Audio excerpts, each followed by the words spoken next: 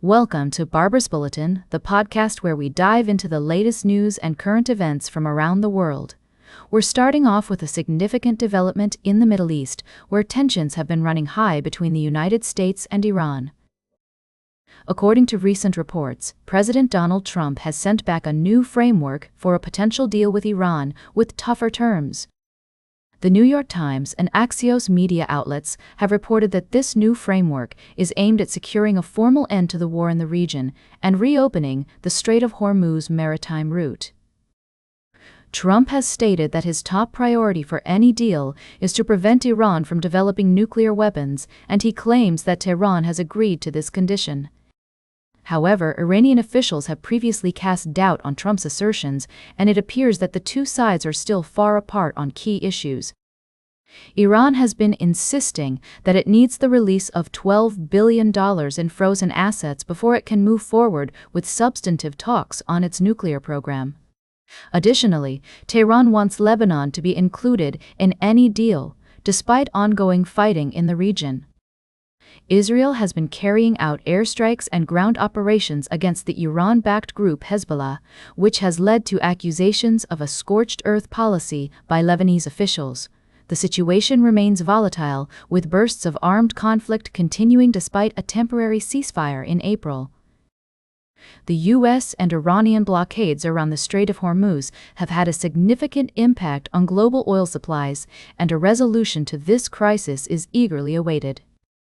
As we continue to monitor developments in this story, it's essential to remember that the situation is complex and multifaceted. We'll be keeping a close eye on any further updates and bringing you balanced analysis and insights. We'll be right back with more of today's top news on Barbara's Bulletin. Welcome back to Barbara's Bulletin. We're diving into the world of international politics now, as Colombia holds its presidential election. Colombians are weighing their options between a leftist candidate promising to expand reforms, an independent businessman pushing for a security crackdown, and a right-wing senator seeking to become the country's first female leader. Iván Cepeda, the leftist candidate, is currently leading in opinion polls, but it's unlikely he'll secure the 50% needed to avoid a runoff in June. He's pledged to pursue peace with illegal armed groups through negotiations, a policy that has seen little progress under current leader President Gustavo Petro.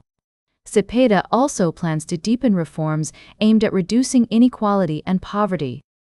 On the other hand, we have Abelardo de la Espriella, an independent businessman who's proposed a tough offensive against illegal armed groups and the construction of mega-prisons. He's portrayed himself as an outsider, free from political baggage, and has warned that Cepeda's continuation of Petro's economic policies would be detrimental to the country. Meanwhile, Paloma Valencia, the right-wing senator, is polling in third place. Her platform includes a hard line against corruption, drug trafficking, and illegal armed groups, as well as tax breaks for companies to create jobs and social programs to improve healthcare, education, and housing.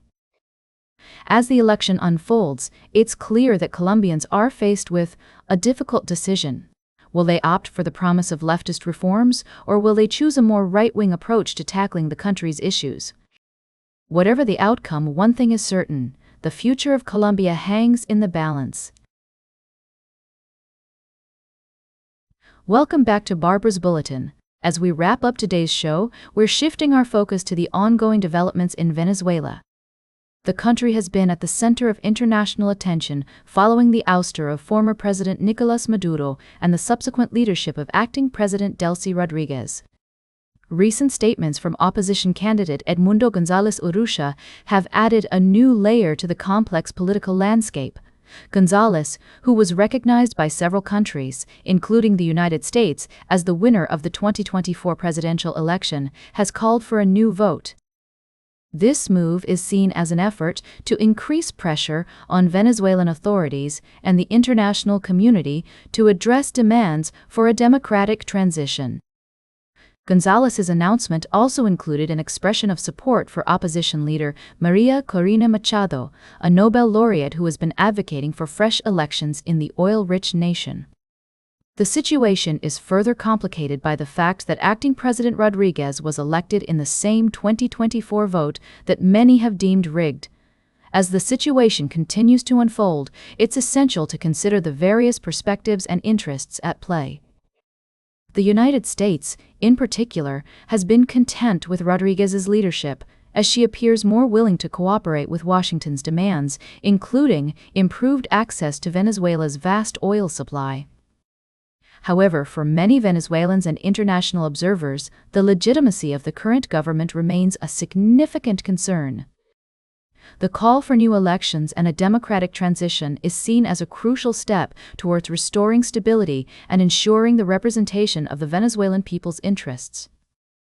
As we conclude this segment, it's clear that the path forward for Venezuela will be shaped by a complex interplay of domestic and international factors. We'll continue to monitor developments and provide updates as more information becomes available. That's all for today's Barbara's Bulletin. Remember to like, share, and subscribe, and until next time, stay engaged.